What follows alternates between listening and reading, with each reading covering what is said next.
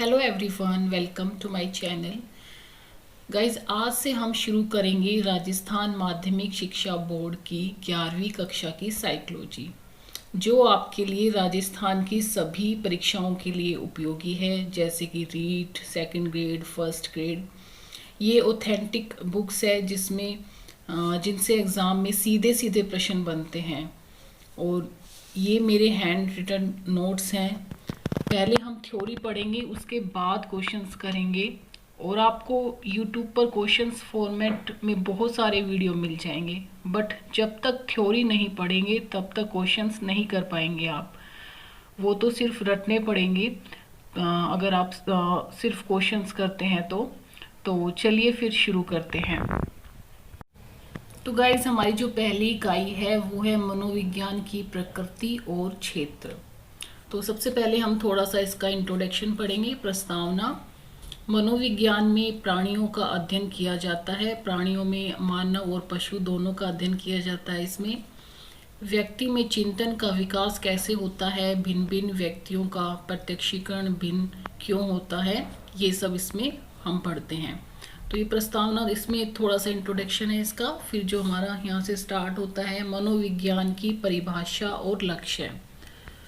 तो जो मनोविज्ञान है वो दो ग्रीक शब्दों से साइकी जमा लोगोस से बना है, जिसमें साइकी का अर्थ होता है आत्मा और लोगोस का अर्थ होता है विवेचना।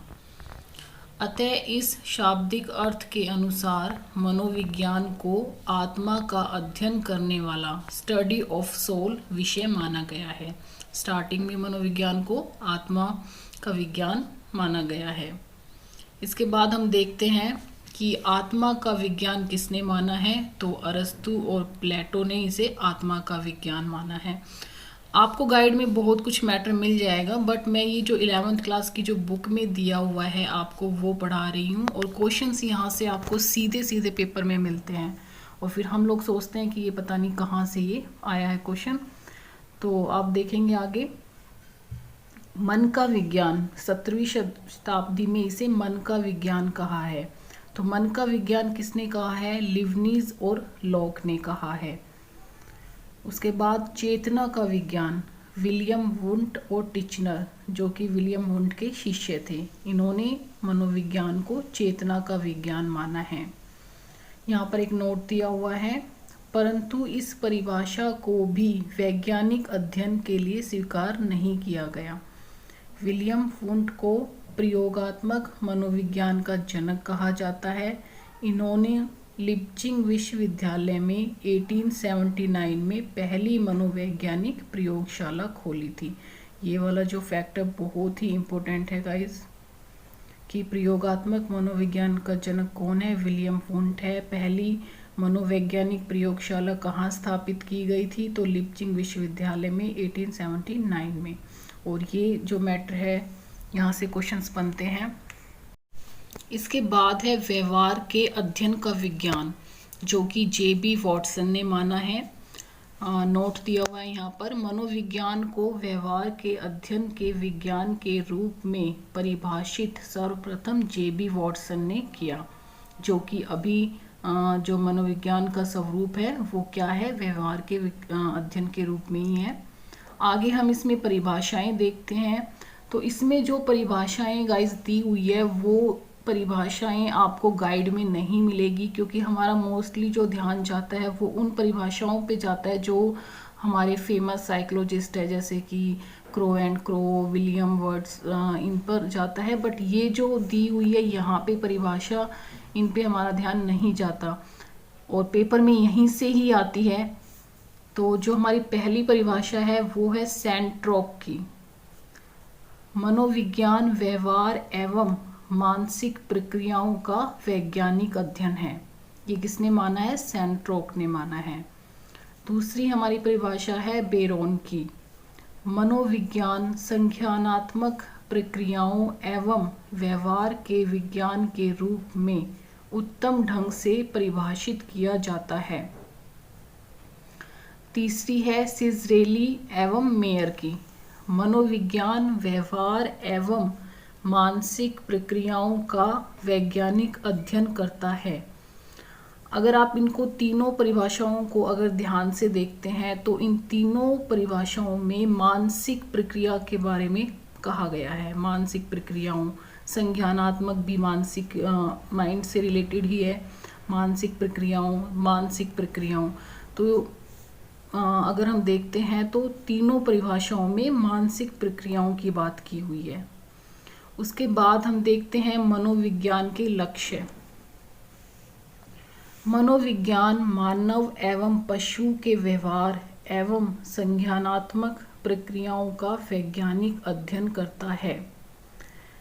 अब यहाँ से क्वेश्चन, ये लाइन आपको बहुत सिंपल लग रही होगी ना, लेकिन इसमें क्वेश्चन कैसे बन जाएगा कि मनोविज्ञान क्या है? मानव का अध्ययन है या पशु का अध्ययन है या दोनों का अध्ययन है?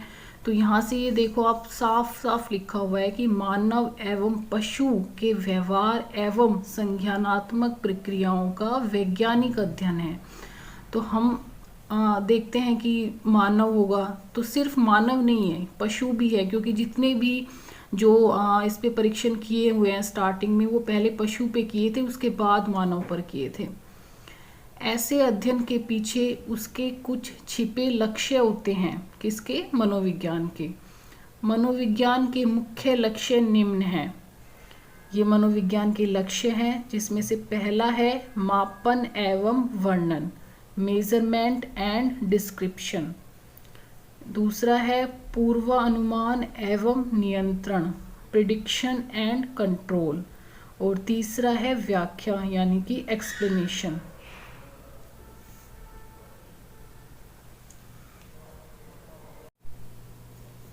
तो गाइज ये जो मनोविज्ञान के लक्ष्य हैं ये बहुत ही इम्पोर्टेंट हैं, क्योंकि पेपर में जो क्वेश्चन बनता है वो इस तरह से बन सकता है कि आपसे ये तीन इसके लक्ष्य दिए हुए होंगे और एक कोई और नाम होगा, तो आपसे पूछेंगे कि मनोविज्ञान का लक्ष्य क्या नहीं है, या फिर तीन अलग होंगे और एक इनमें से होगा कि कौन सा मनोविज्ञान का लक्ष्य है। तो ये याद करना बहुत ज़रूरी है। मापन एवं वर्णन, जो मनोविज्ञान है वो मापन करता है, वर्णन करता है, पूर्व अनुमान करता है, नियंत्रण करता है, व्याख्या करता है। अब हम इसके डिटेल में थोड़ा देखेंगे।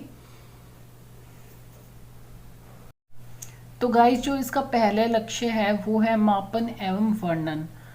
मनोविज्ञान का सबसे प्रथम लक्ष्य प्रणाली के व्यवहार एवं संज्ञानात्मक प्रक्रियाओं का वर्णन करना तथा फिर उसे मापन करना है। प्रमुख मनोवैज्ञानिक प्रक्रियाओं जैसे चिंता, सीखना, मनोवृत्ति, क्षमता, बुद्धि आदि के वर्णन करने के लिए पहले उसे मापना आवश्यक है। किसी भी मनोवैज्ञानिक परीक्षण या प्रविधि में कम से कम 2 गुणों का होना आवश्यक है। तो ये हमने देखा कि कोई भी अगर हम मनोवैज्ञानिक प्रक्रिया है तो पहले हम उसका वर्णन करेंगे, फिर उसको हम मापेंगे। तो यहाँ पे जो मापन के लिए या परीक्षण के लिए 2 विधियाँ दी हुई हैं, या जो उसकी विधि हम जो उसमें अपनाएंगे मापन और वर्णन करने में, उसके 2 गुण हैं, जो कि है विश्वसनीयता और वैधता। और जो कि आप लोगों को भी पता होगा, बहुत ही इम्पोर्टेंट है। यहाँ से एक क्वेश्चन जरूर बनता है, चाहे आप मूल्यांकन में विश्वसनीयता या वैधता का क्वेश्चन बनता है। तो इसकी जो डेफिनेशन है वो ये है कि जो विश्वसनीयता होती है, विश्वसनीयता से तात्पर्य इस तथ्य से होता है कि बार बार मापने से व्यक्ति के प्राप्तांक में कोई परिवर्तन नहीं आता है। और वैधता से क्या मतलब है, तात्पर्य है, वैधता से तात्पर्य है इस बात से होता है कि परीक्षण वही माप रहा है जिसे मापने के लिए उसे बनाया गया है। तो ये आपको अच्छे से याद करनी है। और इसमें जो डिफरेंस है वो भी ध्यान में रखना है कि विश्वसनीयता का तात्पर्य तो ये है कि जो हमने मापन किसी के लिए बनाया है तो हम अगर उसमें बार बार अगर उसको अलग अलग तरीके से अगर उसको माप रहे हैं तो उसके जो प्राप्तांक है वो सेम आनी चाहिए। चाहे कोई भी किसी 3 लोगों ने, 4 लोगों ने, कितने भी लोगों ने अगर उसको मेजरमेंट किया है तो जो उसके प्राप्तांक है वो सेम होनी चाहिए, हर बार सेम आनी चाहिए। तो वो जो हमारा मापन होता है वो विश्वसनीय होता है। और वैधता का मतलब है वैलिडिटी, जो कि जिस उद्देश्य के लिए हमने जो मापन बनाया है, जो परीक्षण बनाया है, वो उसी को पूरा करने वाला होना चाहिए। कि बुद्धि परीक्षण है या व्यक्तित्व परीक्षण है, जिसके लिए बनाया गया है वो उसे पूरा करना चाहिए। इसके बाद है मापने के बाद मनोवैज्ञानिक उस व्यवहार का वर्णन करते हैं। तो ये है मापन एवं वर्णन। अब हम देखते हैं इसका दूसरा लक्ष्य, जो कि है पूर्व अनुमान एवं नियंत्रण। मनोविज्ञान का दूसरा लक्ष्य व्यवहार के बारे में पूर्व कथन करने से होता है, ताकि उसे ठीक ढंग से नियंत्रित किया जा सके। जो इसका लक्ष्य है वो क्या है कि हम पूर्व कथन करने से होता है ताकि उसे ठीक ढंग से नियंत्रित, मतलब मनोविज्ञान के द्वारा ही हम पूर्व अनुमान या पूर्व कथन किसी के बारे में कर सकते हैं। सामान्यतः मनोवैज्ञानिक व्यवहार के मापन के आधार पर ही यह पूर्व कथन करते हैं कि व्यक्ति अमुक परिस्थिति में क्या कर सकता है। जैसे कि आगे देखते हैं हम, जैसे व्यक्ति की अभिरुचि को मापकर मनोवैज्ञानिक यह पूर्व अनुमान लगाते हैं कि व्यक्ति को किस तरह के कार्य में लगाना उत्तम होगा। तो जिससे आप समझ सकते हैं कि जैसे किसी का इंटरेस्ट किस चीज़ में है, तो पहले हम उसको माप कर, या जैसे कि बुद्धि लब्धि है, फॉर एग्जांपल किसी की बुद्धि लब्धि 130 140 है, तो आप उसके बारे में पूर्व कथन कर सकते हैं कि वो जो बालक है वो प्रतिभाशाली बालक है। तो इस तरह से जो मनोविज्ञान है उसमें हम पूर्व कथन या पूर्व अनुमान लगा सकते हैं। पूर्व कथन तथा नियंत्रण साथ साथ चलता है, ये जो दोनों प्रक्रियाएं हैं वो साथ साथ चलती है। इसके बाद हम देखते हैं व्याख्या। मनोविज्ञान का अंतिम लक्ष्य मानव व्यवहार की व्याख्या करना होता है। ये तो पता ही है आप लोगों को कि मनोविज्ञान में मानव व्यवहार का अध्ययन किया जाता है, उसकी व्याख्या की जाती है। व्यवहार की व्याख्या करने के लिए मनोवैज्ञानिक कुछ सिद्धांत का निर्माण करते हैं ताकि उनकी व्याख्या वैज्ञानिक ढंग से की जा सके। तो ये मनोविज्ञान के 3 लक्ष्य थे जो कि बहुत ही इम्पोर्टेंट है। अब हम देखते हैं मनोविज्ञान का इतिहास। तो मनोविज्ञान का जो इतिहास है वो भी हमें पता रहना चाहिए कि पहले मनोविज्ञान क्या था, कहाँ से शुरू हुआ, कैसे क्या हुआ। मनोविज्ञान मानसिक प्रक्रियाओं, अनुभवों तथा व्यक्त व अव्यक्त दोनों प्रकार के व्यवहारों का एक क्रमबद्ध तथा वैज्ञानिक अध्ययन है। देखो गाइज, मैं आपको बता देती हूँ कि ये जो वर्ड्स हैं, मानसिक प्रक्रिया, अनुभव, ये सब मनोविज्ञान के कीवर्ड्स हैं और इनको पढ़ने से एक तो आपकी समझ विकसित होगी। अगर आप इस किताब को पढ़ते हैं तो आपको मनोविज्ञान के बारे में जो इसके कीवर्ड्स हैं उसके बारे में अच्छे से आप क्वेश्चन सॉल्व करते हुए अगर इनको याद करते हैं, इनको अगर बार बार पढ़ते हैं तो इजीली आप सॉल्व कर सकते हैं। क्योंकि जो मनोविज्ञान होता है उसमें जो मेन तो होता है मानसिक प्रक्रियाएं होती हैं, अनुभव होते हैं हमारे, जो हम व्यक्त और जो अव्यक्त विचार होते हैं उनको शामिल किया जाता है और इसी का ही क्रमबद्ध और साइंटिफिक जो अध्ययन है उसी को ही हम मनोविज्ञान कहते हैं। मनोविज्ञान शब्द की उत्पत्ति 2 ग्रीक शब्दों, ये पहले भी आ चुका है बट हम इसके इतिहास में फिर से इसको पढ़ लेते हैं। 2 ग्रीक शब्दों साइके तथा लोगोस से हुई है। ग्रीक भाषा में साइके शब्द का अर्थ आत्मा तथा लोगोस का अर्थ शास्त्र या अध्ययन या विवेचना होता है। मनोविज्ञान के इतिहास को मूलतः 2 भागों में बांटा गया है। एक तो है पूर्व वैज्ञानिक काल और एक है वैज्ञानिक काल, प्री साइंटिफिक पीरियड और साइंटिफिक पीरियड। तो सबसे पहले हम पूर्व वैज्ञानिक काल देखते हैं। पूर्व वैज्ञानिक काल की शुरुआत ग्रीक दार्शनिकों जैसे प्लेटो, अरस्तु, हिप्पोक्रेटस आदि के अध्ययनों से प्रारंभ होकर 19वीं शताब्दी के उत्तरार्ध तक, यानी कि 19वीं शताब्दी के एंड तक 1878 तक माना जाता है, जो इसका पूर्व वैज्ञानिक काल है वो। इस काल में हिप्पोक्रेटस ने 400 बीसी में शरीर गठन प्रकार का सिद्धांत थ्योरी ऑफ कॉन्स्टिट्यूशनल टाइप्स दिया था। अब हम पढ़ रहे हैं मनोविज्ञान का इतिहास, लेकिन ये जो क्वेश्चन है हिप्पोक्रेटस, ये हमारे जो व्यक्तित्व का वर्गीकरण है उसमें हम पढ़ते हैं। तो ऐसा नहीं है कि आप वो ही पढ़ो जो आपके टॉपिक्स रीड में दिए हुए हैं। उसमें हमारा जो पहली यूनिट है वो विकास और अभिवृद्धि से स्टार्ट होती है, बट जो मनोविज्ञान का इतिहास है उसमें भी तो वो सब बातें आती हैं जो हम उसमें पढ़ेंगे, जो हमारी रीड की यूनिट्स है। तो मनोविज्ञान में कहीं से भी क्वेश्चंस बन के आ जाते हैं। ये नहीं है कि हमें जो लिख के दे दिया हम सिर्फ वो पढ़ें बाकी ना पढ़ें, कि मनोविज्ञान के बारे में, इतिहास के बारे में उसका क्या है, कैसे ये विकसित हुआ, वो भी पढ़ना ज़रूरी है। और ये सिर्फ मैं रीड के पर्पज़ से नहीं पढ़ा रही हूँ आपको, ये आपको सेकंड ग्रेड में भी काम आएगा, फर्स्ट ग्रेड में भी काम आएगा, क्योंकि वहाँ भी इसी तरह के क्वेश्चंस आते हैं और वो इन्हीं बुक्स से, जो हमारी ऑथेंटिक बुक्स है वहीं से बनते हैं। कोई पेपर सेटर कोई आपकी गाइड उठा के पेपर नहीं बनाता, वो ऑथेंटिक बुक्स ही लेके पेपर बनाता है। तो इसलिए बहुत ज़रूरी है, अगर हम राजस्थान के अगर कोई एग्ज़ाम देते हैं तो उनके लिए तो बहुत ज़रूरी है 11वीं और 12वीं की साइकोलॉजी पढ़ना।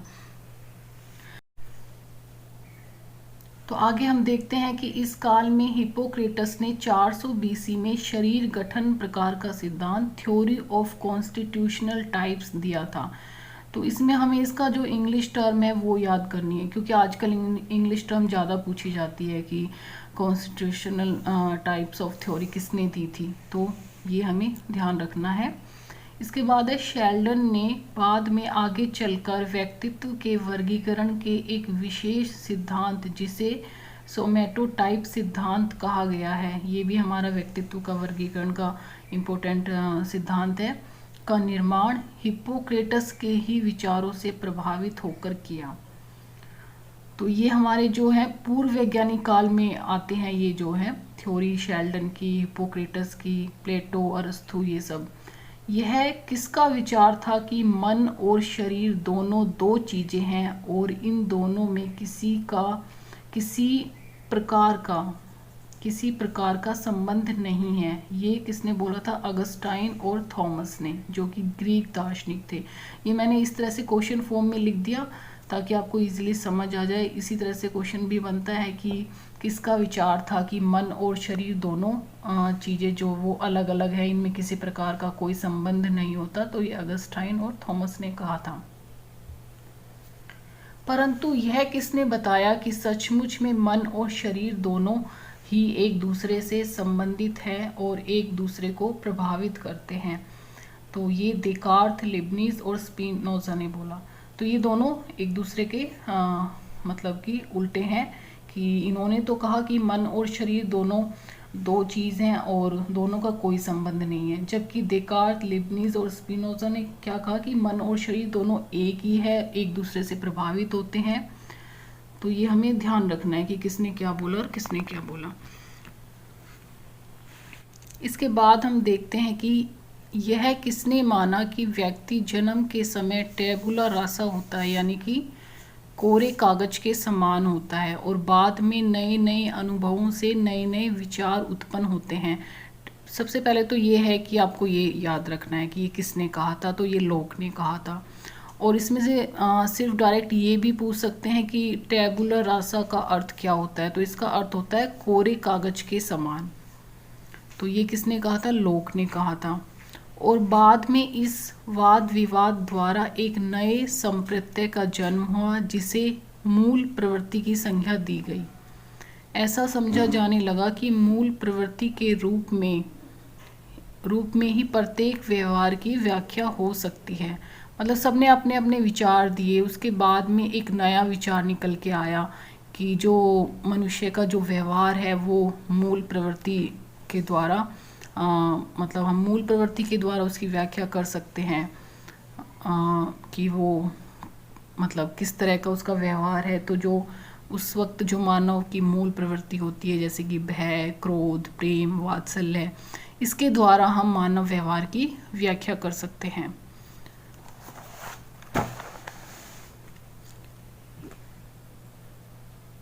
इसके बाद हम देखते हैं इसका वैज्ञानिक काल। तो मनोविज्ञान का वैज्ञानिक काल 1879 से शुरू हुआ था, 1878 तक इसका पूर्व वैज्ञानिक काल था। इसी वर्ष विलियम वुंट ने जर्मनी के लिप्जिंग विश्वविद्यालय में मनोविज्ञान की पहली प्रयोगशाला खोली थी, जहाँ से कि वैज्ञानिक काल शुरू होता है। मनोविज्ञान का विकास विभिन्न स्कूल में कैसे हुआ और उन स्कूल पर वुंट के मनोविज्ञान का क्या प्रभाव पड़ा। तो मनोविज्ञान के ऐसे 5 स्कूल या जो 5 स्कूल है वो प्रमुख है, स्कूल या संप्रदाय आप बोल सकते हैं। तो उसमें हमारा पहला जो स्कूल है वो है संरचनावाद, स्ट्रक्चरलिज्म।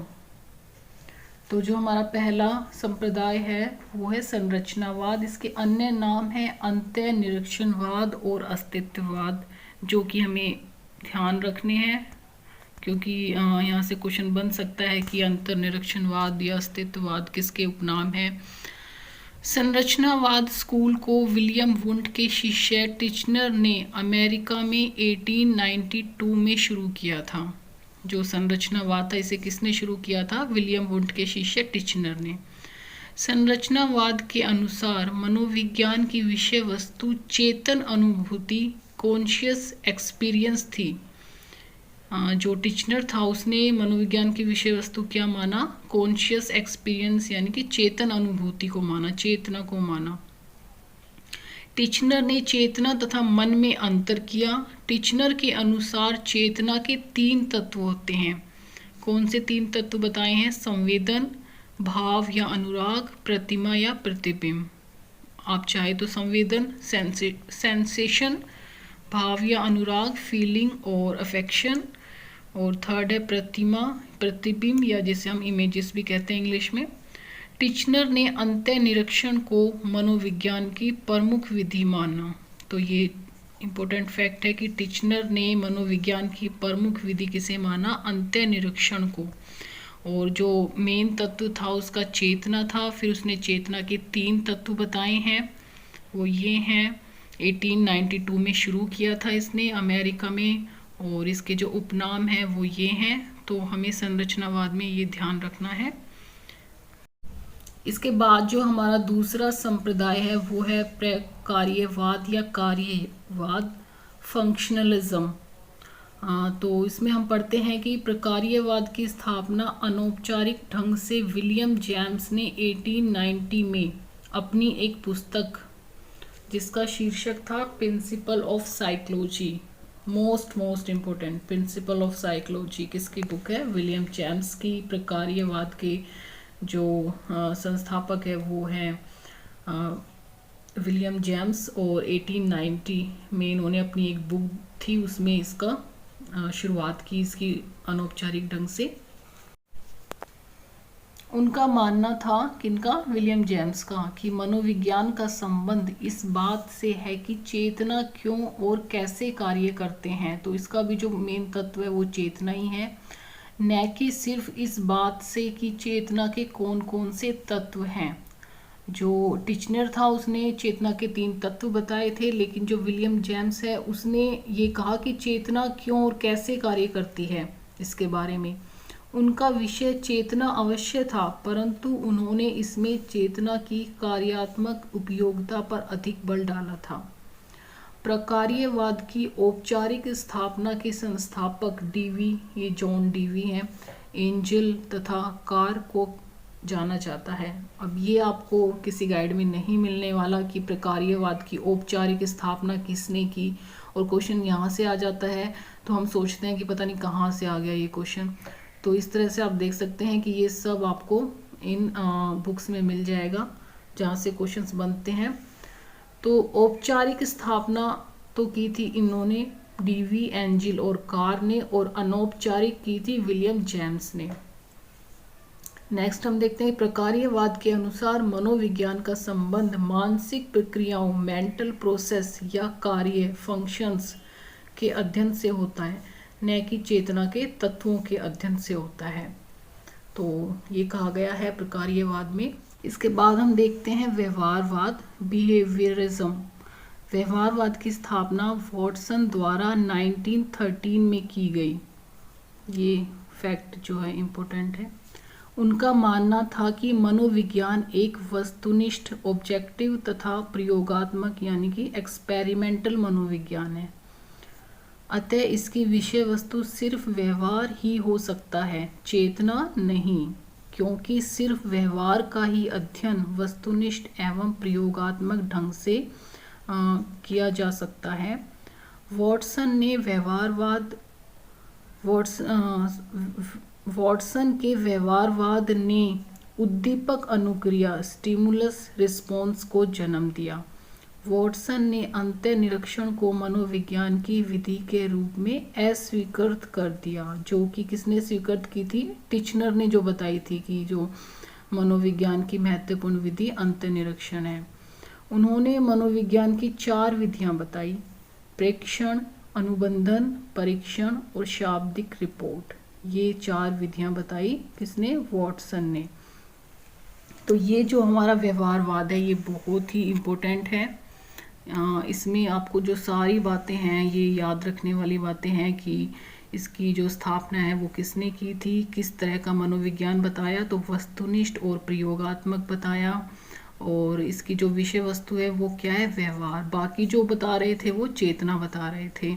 उद्दीपक अनुक्रिया को जन्म दिया इस व्यवहारवाद ने, और किसने मनोविज्ञान की अंतः निरीक्षण विधि को अस्वीकृत कर दिया? तो वॉटसन ने। और 4 विधियां ये हैं। इसके बाद हम देखते हैं इसका 4th संप्रदाय, गेस्टाल्ट मनोविज्ञान, गेस्टाल्ट साइकोलॉजी। गेस्टाल्ट स्कूल की स्थापना मैक्स वर्दीमर ने 1912 में की। ये मैक्स वर्दीमर वही जिसने कि हमारा अंतर्दृष्टि या सूच का सिद्धांत दिया था। कोहलर और कोफका इस स्कूल के सह संस्थापक थे। गेस्टाल्ट एक जर्मन शब्द है जिसका हिंदी में अर्थ आकृति यानी कि फॉर्म, आकार यानी कि शेप तथा समाकृति कॉन्फ़िगरेशन किया गया है।